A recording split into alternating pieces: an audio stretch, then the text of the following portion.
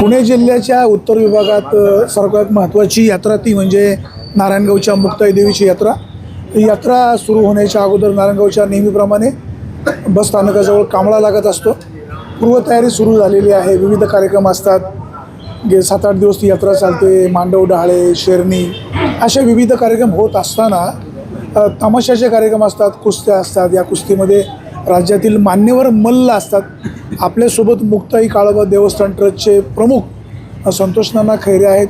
यंदाच्या वर्षी प्रोग्राम काय काय असणार आहे, अमेरिका, इराण, इस्रायल युद्धाचा काही यात्रेवर परिणाम होतो आहे का, किंवा वर्गणी किती ठेवलेली आपण जाणून घेऊया. नाना, आता तुमची यंदाच्या यात्रेचा कांबळा लागलेला आहे, कसं नियोजन असणार आहे? सालावतप्रमाणे जी यात्रा उत्सव संपन्न होत असतो, श्री मुक्ताबाई देवी व काळोबा देवाची यात्रा उत्तर पुणे जिल्ह्यामधली खऱ्या अर्थाने सर्वात मोठी यात्रा या ठिकाणी मानली जाते आणि तिचं नियोजन या ठिकाणी ग्रामस्थ अतिशय चांगल्या पद्धतीने करून, आणि मला वाटतं महाराष्ट्रामध्ये अशी परंपरा आहे की या यात्रेचा या ठिकाणी कांबळा म्हणजे बैठक लोक या ठिकाणी आणून वर्गणी भरतात आणि त्याचं नियोजन या ठिकाणी सगळं केलं जातं. याही वर्षी मोठ्या उत्साहामध्ये यात्रेचं नियोजन केलेलं आहे. जे जे कार्यक्रम सालाबादप्रमाणे होत असतात, म्हणजे 13 तारखेला यात्रा सुरू होणार, 13 ते 20 असे जवळजवळ 8 दिवस यात्रा चालणार आहे. कारण नारायणगावच्या यात्रेचं स्वरूप बदललं आहे. दिवसभर काही नसतं, पण संध्याकाळी 7च्या नंतर 6च्या नंतर लोक यात्रेला यायला सुरुवात होतात. तर रात्रीची 12, 1, 2, 3 वाजेपर्यंत यात्रा तसं नियमाने 2 वाजेपर्यंत चालती आणि म्हणून एक मोठी यात्रा या ठिकाणी संपन्न होत असताना तिचं यात्रा कमिटीचं किंवा ग्रामस्थांची जबाबदारी आहे सगळं नियोजन चांगलं काटेकोरपणे करू. आम्ही ते नियोजन यांना चांगल्या पद्धतीने त्या ठिकाणी केलेलं आहे. जागोजागी काही अनुचित प्रकार घडू नये म्हणून CCTV कॅमेरेसुद्धा यात्रा कमिटी त्या ठिकाणी बसवत असते. पण आत्तापर्यंत आम्हाला मुक्ताईच्या आशीर्वादानं कुठेही कुठली अशी घटना झालेली नाही. एवढी मोठी यात्रा भरून कुठेही त्याला गालबोट लागलं जात नाही आणि प्रत्येकजण ग्रामस्थ ही यात्रा आपली आहे म्हणून हिरिहिरी त्या ठिकाणी भाग घेतला जातो. आता 13 ते 20मध्ये 8 दिवस त्या ठिकाणी तमाशे संपन्न होतात. शोभेचं दारूकाम खऱ्या अर्थानं मोठ्या प्रमाणात आणि त्या दिवशी प्रचंड गर्दी असते. ते काम पाहण्यासाठी लोकही खूप आणि दारूवालेसुद्धा, म्हणजे आमचा ते समाज म्हणजे नारायणगावचे जे एकीचं आहे ते आमचं मुस्लिम बांधव खऱ्या अर्थाने ते दारू शोभेचं काम करत असतात. त्या ठिकाणी अजून आता काही इव्हेंट्सवालेच त्याच्यामध्ये उतरलेले आहेत आणि मोठं शोभेचं दारूकाम त्या ठिकाणी होत असतं. आणि घागरीचा कार्यक्रम तो तुम्हाला माहिती आहे 14 तारखेला त्या ठिकाणी होत असतो मोठा. संपूर्ण महिला जवळजवळ मला वाटतं 3 ते 4 तास घागरी घेऊन अख्ख्या मिरवणुकीमध्ये संपन्न होतो. आणि गेल्या 2 वर्षापासून जो शेवटच्या दिवशी आखाडा संपन्न होत असतो, तो आखाडा असं ते प्रचंड, म्हणजे पहिला आखाडा आमचा 6-6:30लाच सुरू व्हायचा, परंतु गेल्या वर्षी जवळजवळ 9:30-10 वाजेपर्यंत आखाडा चालतो. आणि याही वर्षी तसाच तो आखाडा मोठ्या प्रमाणात या ठिकाणी संपन्न होणार आहे. त्याचे चांगलं नियोजन या ठिकाणी सर्व यात्रा कमिटी म्हणजे केली आहे. आणि यावर्षी महाराष्ट्र केसरी सिकंदर शेख आणि दुसरा हरियाणा केसरी ना, त्याचं नाव पृथ्वीराज काहीतरी ते दोघंही त्या ठिकाणी कुस्ती येणार नाहीत. तर या ठिकाणी त्यांचीसुद्धा कुस्ती म्हणजे आखाड्याचं विशेष आकर्षण म्हणून ते त्या ठिकाणी राहणार आहे. आणि मोठा आखाडा माझी सर्वांना ही यात्रा म्हणायला नुसती नारायणगावची पण पंचकृषीची यात्रा आहे. माझं सर्वांना आमंत्रण आहे, आमच्या यात्रेला या यात्रेत सहभागी व्हा, यात्रेचा आनंद घ्या, हीच आमच्या ग्रामस्थांच्या वतीनं. आणि यात्रा खूप मोठी आहे, लाखो लोक येत असतात.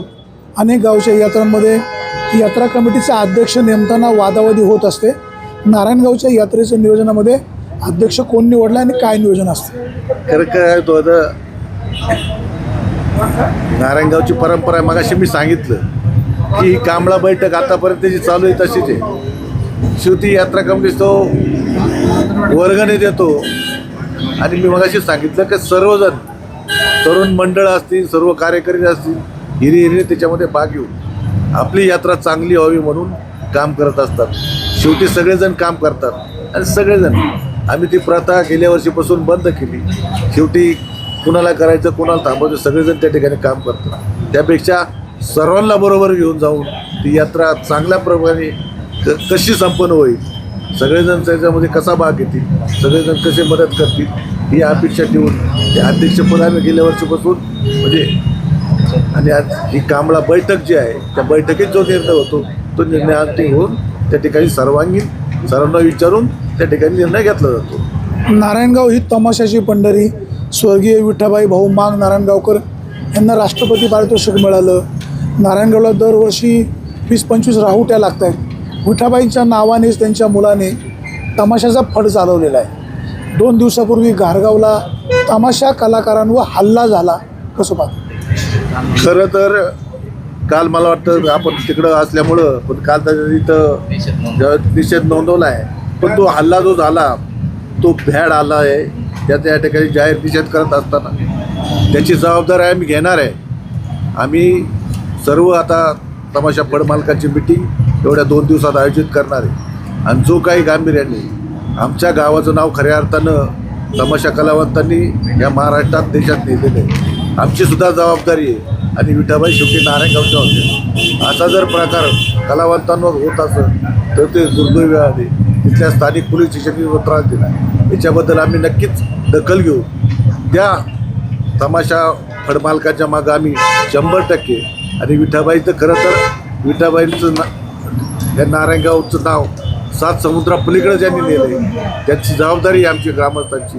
नक्की आम्ही त्या बॅड आल्याचा निषेध करत असताना त्यांच्या पाठीशी आम्ही उभं राहून ते जे झालेला प्रकार आहे असे प्रकार पण भविष्यात होऊ नये आणि कलावंतांना एक चांगली सुरक्षितता चांगलं संरक्षण मिळावं याची जबाबदारी. नारायणगावच्या यात्रेमध्ये विविध फडमालकांचे कार्यक्रम होत असतात. विठाबाईंना राष्ट्रपती पारितोषिक मिळालं. रघुवीर खेडकर यांनासुद्धा पारितोषिक मिळालं. पण त्यांचा तमाशा नारायणगावमध्ये व्हावा अशा तमाशाप्रेमींची अपेक्षा असते. नेमकं अडतं कुठे? रघुवीर खेडकर येत नाही तर तुम्ही त्यांचा कार्यक्रम ठेवत नाही. असं काय नाही. गावाचं आणि रघुवीर खेडकरांचं कुठलंही भांडण नाही आहे. परंतु त्यांनीच सांगितलं की मला यावर्षी तमाशा करायला गेल्या वर्षी जमणार नाही. आता त्यांचं काय आहे पण मला कळालं आहे की ह्यावर्षी ते येणार आहेत. नक्की ते आल्यानंतर शेवटी गाव आहे आणि ह्या गावाचा सुद्धा सगळ्यांना स्वाभिमान असतो.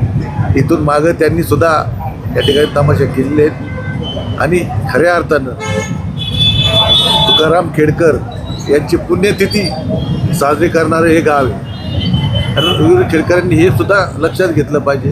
ठीक आहे, गावाकडून काही एखादी चूक झाली असेल तर या बैठकीत मगाशी सांगितलं या कांबळ्यावरून सांगितलं पाहिजे. पण भविष्यकाळात त्यांना जो काही त्रास होत होता वैयक्तिक त्रास त्यांचा काय आहे तो नक्की याच्यावरच्या आम्ही हे बैठकीला येणार आहेत. नक्की ते आल्यानंतर विचारविनिमय होऊन त्यांचा तमाशा आपण त्या ठिकाणी पुन्हा चालू. कोणाला बोलायचं?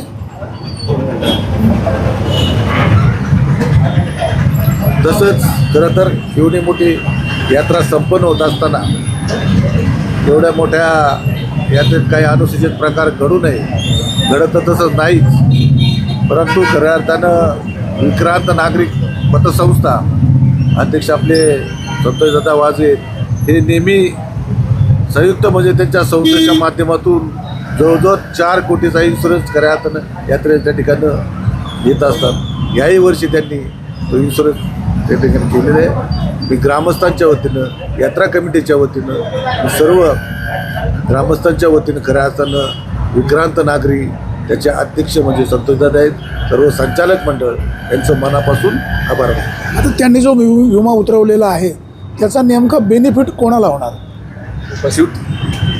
त्याचा बेनिफिट म्हणजे जे काय आपलं तिथं अनुसूचित प्रकार घडला म्हणजे एखादा अपघात झाला, एखादा यात्रेकरू जर तिथं दगावलं त्याला त्याचा फायदा मिळणार का? नक्की 100% ना. इन्शुरन्सचा अर्थ काय मग त्यासाठी ते एवढं ते करतायत. त्याचा फॉर्म भरणार नाही काय नाही मग कसे पैसे मिळणार? शेवटी आपल्याकडे सगळे यात्राचे जे दुकानं लावलेली असतात किंवा यात्रेचा. शेवटी वारी साहेब दुकानदारांचा विमा की सगळी येणाऱ्या सगळ्यांचा, संपूर्ण यात्रेचा. व्यापारी लोकांचा? आता उद्या जर आपण प्रत्येक यात्रेकरची नोंद करू शकत नाही ना, पण तो यात्रेत आलेला आहे, सहभागी झालेला आहे, त्याचं आपण हे करणार. यात्रेचं जे प्रेमायसेस आहे त्या संपूर्ण प्रेमायसेस आपण तो विमा उतरवलेला आहे. मध्ये येतात जे काही कोणी भाविक असतील, दुकानदार असतील किंवा तिथं जे उपस्थित असणारे भाविक असतील त्या सर्वांचाच विमा त्यामध्ये उतरवण्यात आलेला आहे. तुम्ही काय सांगाल, विम्याचा फायदा नेमका कोणाकोणाला होणार? आई मुक्ताई देवीची यात्रा ही उत्तर पुणे जिल्ह्यातली मोठी यात्रा आहे. मोठ्या संख्येने भाविक या ठिकाणी येतात. यात्रेदरम्यान कोणताही अनुचित प्रकार घडू नये, आई मुक्ताईची कृपा आहे, असा प्रकार घडणार नाही. पण उपाययोजना म्हणून आपल्या संतदादाच्या माध्यमातून आई मुक्ताई देवीचा 4 कोटीचा विमा आपण 4थं वर्ष दरवर्षी काढतो. विक्रांत पत संस्थेकडून विक्रांत पतसंघ हा ग्रुप विमा आहे. यात्रा कमिटीच्या यात्राच्या दरम्यान कोणताही अपघात हा ग्रुप विमा आहे. त्यामुळे कोणतीही घटना घडली त्याच्यामध्ये त्यांनी नियम दिलेले आहेत. काही आग लागली, जाळपोळ झाली, चेंगराचेंगरी झाली, दरम्यान काही अपघात, कोणताही अपघात घडला त्या अपघाताला जो काही कवर असेल 4 कोटीचा, त्याच्यामध्ये अपंगत्व आलं, मृत्यू पण आला, काही नुकसान झालं, याला सगळ्याला भरपाई ह्या विम्यामार्फत होणार. याचा फायदा नक्कीच येणाऱ्या ग्रामस्थांना होऊ शकतो. पण तशी घटना घडू नये आई मुक्ताईकडे ही नेहमी प्रार्थना असते. फक्त उपाययोजना म्हणून काही घटना घडू नये. आत्तापर्यंत इतिहास आहे की अजून कोणतीही घटना अशी दुर्घटना घडलेली नाही. समजा पाळण्यातून एखादा व्यक्ती पडला, पाळण्याची काही घटना घडली तर तोही त्याच्यामध्ये कव्हर होणार आहे. थोडक्यात वारी साहेब यात्रेच्या आवारात जे काही घटना घडली त्याला जबाबदार विमा कंपनी आणि त्याला भरपाई द्या. महाराष्ट्रामध्ये नारायणगावच्या मुक्ताई देवीची यात्रा एक प्रसिद्ध आहे. गेले अनेक वर्ष ही यात्रा भरत असते.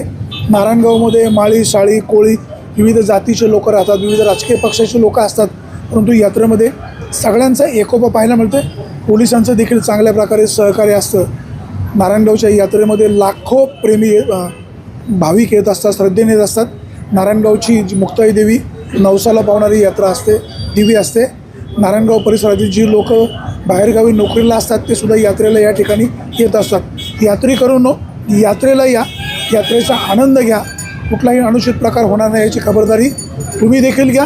नारायणगावच्या ह्या यात्रेचं वेगळेपण एक निश्चित कौतुकास्पद आहे.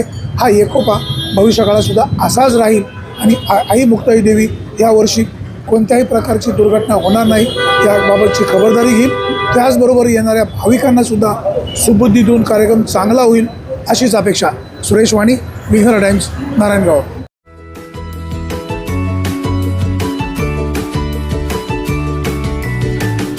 बातम्या शेतीच्या, बातम्या मातीच्या, बातम्या अन्यायाच्या, गुन्हेगारीच्या,